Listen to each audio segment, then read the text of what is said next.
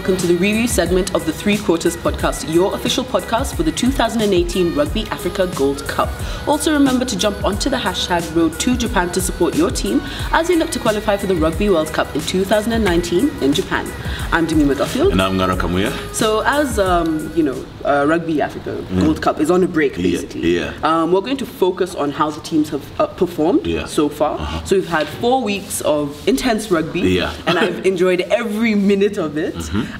So I think I'd want to start with, first I'll say all the teams that are in the tournament. Because I'm sure there are some people who don't know. Exactly. So we have Namibia, Kenya, Uganda, Tunisia, Zimbabwe and Morocco. And I think I want to start with Namibia. Seeing as that, they're probably doing better than everyone else. They're top of the log. So week 1, we had Namibia beat Uganda 55-6. Then week 2, we had Namibia beat Tunisia 118-0. On week 3, Namibia beat Morocco 63-7. And week 4, Namibia got a break. So, they're regrouping and, well, I don't know if you call it regrouping, but, they're working on maybe tweaking some of the things that they may, need to improve on. But I think, they came out guns blazing, favorites in the tournament. I think for most, anyone who's looking at it from an analytical point of view probably knew that Namibia would be at the top. What do you think of their performance so far? By far the most clinical side. The side is looking very conditioned.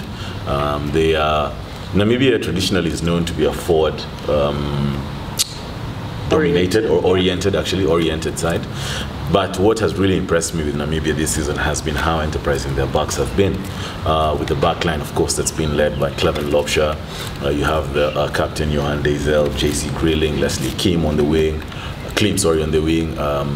You have Chrisanda Bota at fullback. They're looking very good and they're looking very enterprising, and the backs are playing some entertaining rugby. Of course, and no disrespect to Tunisia, no disrespect to Uganda or Morocco, they haven't really met quality opposition. I think the people who might have mounted a challenge against Namibia would have been Uganda with the backline set that they have, but unfortunately Uganda didn't field their best players in that game. So Namibia are looking very complete. They're looking very powerful. Their forwards are looking very mobile, and their backs are agile and they are running, they're looking very good. So that for the first 4 weeks, that's what we've seen from Namibia.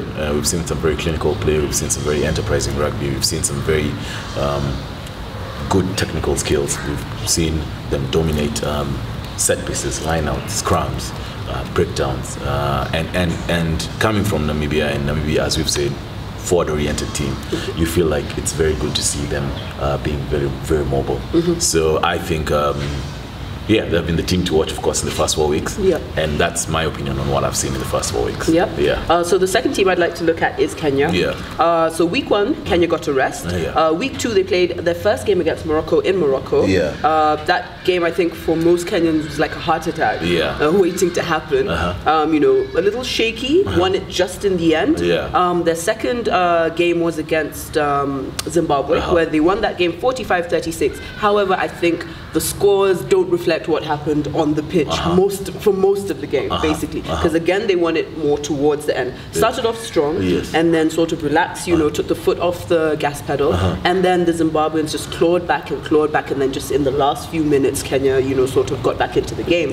And then with the last weekend, Kenya played Uganda and won that game 38-22. Again, it's one of, I think this tournament we've seen Kenya sort of start off strong and then relax, and then the other team, whichever team they're playing against, catches up, and then they realize, oh my gosh, we need to do this. If we're not going to win, obviously this will make things harder in terms of qualification. So this is, I think, what most people would think is the second strongest team in the tournament. But I mean, with this performance, I think they need to do a lot more. In the sense that I don't think this will be enough when it comes to Namibia. I mean, the squad is looking fitter. That's the first thing we must mention. Compared to the previous 2 years, the squad is looking much fitter.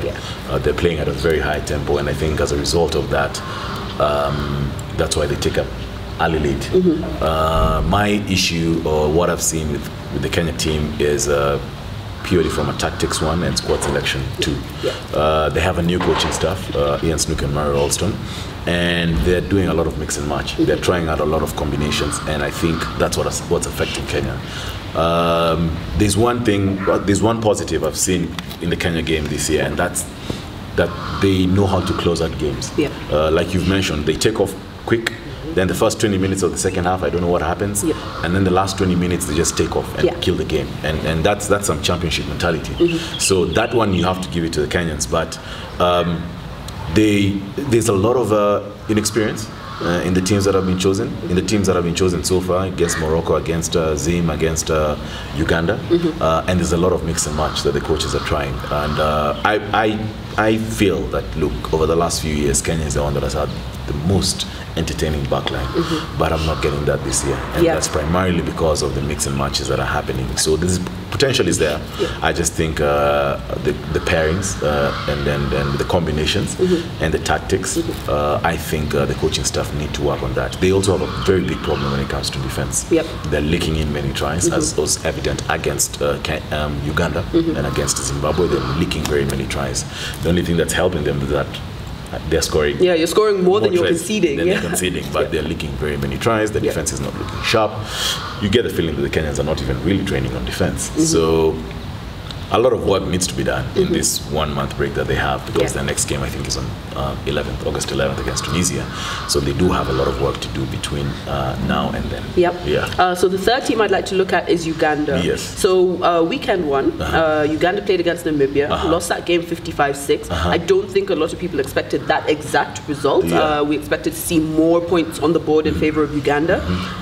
Then on week 2, Uganda had a break. Week 3, Uganda had a break again. So they had 2 weeks to work on their performance, work on their tactics. They recalled a few players for their next game, now against Kenya on week 4, where they lost that game 22-38. But I feel that was definitely a better performance from the Ugandans, calling up some of the stalwarts, called up, Michael Wokorach, called up some of the more experienced players, although they are young, in Ivan Magomu and Philip Wokorach. And it was definitely a better performance from the Ugandans. I'd like to see more of them. They've still got a couple of games left, but at least you can see, they're working towards a better team, working on their defense, working on their attack and all of that. But it's amazing the difference that just a few players can do to your team. I mean, Uganda has been greatly affected by the lack of their top players, primarily because the reason is that they are preparing for the 7th World Cup. Uganda is one of those countries that has been affected by not having a large pool of players, and therefore they can't separate 7s and 15s. So many of the guys who double up, play 7s, double up as 15s players. So when they played against Uganda, they didn't field a very strong squad. Against Namibia. Against Namibia, I beg your pardon. They didn't feel a very strong squad. But then they recalled their stalwarts, as you mentioned, against Kenya. I mean, Michael Wokorach, Justin Kimono, Philip Wokorach, Ivan Magomu, Aaron Ofoeworth, who was in the first game, but unfortunately didn't have the quality surrounding him against Namibia. So, in my opinion, I feel like, from what I've watched, in terms of flair, I think Uganda have the best backline. I'm saying their first choice backline. Yes, let me correct that. Their first choice backline. I think that in terms of flair, they're the most entertaining guys. Philip Wokorach at 15, Michael Wokorach at 13, Aaron Ofoeworth at 9. Ivan Magomu at 10. They are playing very well, but I don't think this interruption, this training for 7s, I think has hampered their preparations. And as such, we have not been able to see the quality that I think Uganda can produce. So it's one of those decisions, I guess, the Uganda Rugby Union made and said that, look, we are focusing on the Rugby World Cup 7s, so let's focus on that. And they forgot to focus on the 15 side. So they took a hiding against Namibia, put a decent performance against Kenya. And I only hope that no one first gets injured when they go for the 7th World Cup. And when they come back, the players are going to be charged up for the remaining part of the Rugby Africa Gold Cup. So the fourth team we're going to look at is Tunisia. So Tunisia didn't play the first weekend. They played in the second one against Namibia, and that is when they got hammered 118-0. Now that, we hadn't seen Tunisia much before, but I don't think anyone expected no points registered on the board. I mean, yes, Namibia are the strongest team so far in the tournament, but I don't think anyone expected Tunisia not to have scored. But I mean, when you look at the performance on the day, it does make sense. On the third weekend, Tunisia rested again, and on the fourth weekend, they came back and played against Zimbabwe, where they won that game 18-14. And I mean, well deserved to them. They worked towards it. I mean, after playing Namibia, I think anyone would work really hard in training for their next game. But yeah, they worked hard towards it, and you could just see it. They really wanted that game, and they ended up winning it. Yeah, mixed results for Tunisia. I mean, hiding from Namibia, 118-0, and then beating Zimbabwe 18-14, albeit controversial, because we know what happened. But for me, my opinion, and I'm primarily going to use the Namibia game. You hope that Tunisia can improve or will improve as the tournament goes on, because they didn't look fit in the first game, and as a result of that, that's why they were hammered 118-0. You can claim that, look, they didn't have any much game time under the belt. They were just from Ramadan, and as such, they hadn't gelled as a squad, and maybe that's why you're able to see them beat Zimbabwe now 18-14. But I can only hope that Tunisia are putting in the work right now. They are not going to be at the 7th World Cup, so they're going to be putting in work, and they come back stronger when the Rugby Africa Gold Cup resumes, and most importantly, they come back fitter. All right, so next team we're going to look at is Zimbabwe. So Zimbabwe played the first weekend against Morocco. I don't think anyone expected that 23-23 draw. I feel that Zimbabwe could have edged out a win, but you know, game happens on the pitch. Weekend 2, Zimbabwe were on a break. Came back against Kenya and were much stronger, I feel. Looked like they wanted the win, but unfortunately lost that game 45-36. And then in the last weekend, they played against Tunisia, where they lost that game 14-18. I feel like, I mean, just looking at their preparations and all of that, I feel like Zimbabwe should be performing better. I also feel like if they play the next few games the way they played against Kenya, they will have better results. Underachievers, I think, in my opinion, in what has happened so far. The first 4 weeks of the Rugby Africa Gold Cup, they were very pedestrian against Morocco. They were unlucky against Kenya, and very unlucky against Tunisia. I get the feeling that the Zimbabwe Rugby Union actually is not focusing on this year's Rugby Africa Gold Cup. They're setting the platform for the next 4 or 5 years. Look at the number of new players that you have. Look at the systems. I mean, Peter De Villiers, I think, was put in for the long term.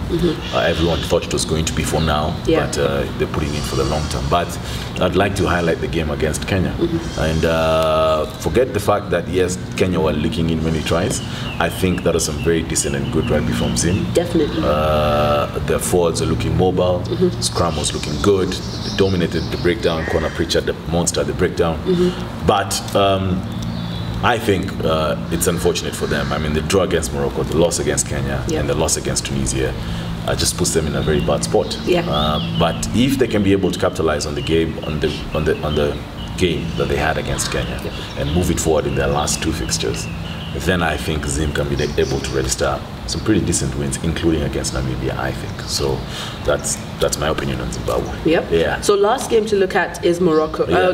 Team to look at is Morocco. So weekend 1, they managed to draw 23-23 to Zimbabwe. Very well played by the Moroccans. I feel that game, I didn't think the Moroccans would be able to mount up a challenge like that, but they did. Then on the second weekend, they played against Kenya. Kenya narrowly winning that 28-24. Again, very good performance from the Moroccans.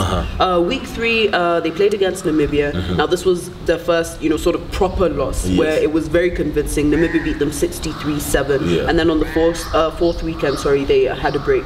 So Moroccans, I think, in this tournament this year are sort of like the darlings of the tournament. Doing things you didn't think they would do, mounting up challenges when you don't think it would have been a challenge. But I'd like to see them grind out some wins now. And to add on to what you've just said, they've just been promoted from the Rugby Africa Silver Cup. So they're the surprise team. Everyone expected that Morocco are going to be beaten. They're going to be the whooping boys for this year's Gold Cup. They replaced Senegal. Senegal were the whooping boys last year. But for me, the most surprising thing about Morocco is the brand of rugby that they're playing. Them being North Africans, most of the guys being based in France, you'd expect them to use their heavy set of forwards, which they do occasionally, to choke the ball at the breakdown, therefore slowing down the opposition team's ball. But Morocco are not doing that. They're actually running the ball. Hemdon Shakiri at number 10 is playing very well and is commanding his backline very well. And we saw that against Zimbabwe. Zimbabwe and Kenya, who perhaps are known for their backlines, actually had problems against Morocco's backline. They're playing very open rugby. Their forwards, their molds, their lineouts, you know, are great. So they're the surprise team of this year's tournament, and mixed results, but definitely positive. I think definitely positive for Morocco, and I can only wish that they use this as a base and continue building on this, you know, year in, year out. Then it's just a matter of time before we see them actually, you know, knocking it out of the heavyweights. In Namibia and Kenya and Morocco. So I mean, it's been an exciting 4 weeks so far. Definitely looking forward to, you know, the Rugby Africa Gold Cup coming back, games starting up again. I mean, what would you want to say, you know, just before we finish? I mean, first of all, these games accessible to anyone through Quest Sports. You can be able to stream these games live on Quest Sports and see the leaps to which African rugby has grown. It's entertaining every weekend. Of course, there's some big score lines, but there's some very close games that we've seen over the weekend. It's nail-biting stuff. And just showing you that, look, outside South Africa, there is rugby being played in Africa. So that's all I'd want to say. And look, hashtag Road to Japan. Keep on supporting whoever your team is, to see them at the Rugby World Cup in Japan next year. Definitely. I mean, I'd like to get some feedback also from guys. So guys, remember, you can find us on social media. That is by following us on Instagram, liking our page on Facebook, and subscribing to our YouTube channel. I'm Jimmy Duffield. And I'm Naro Kamuya. We'll see you in the preview on Friday.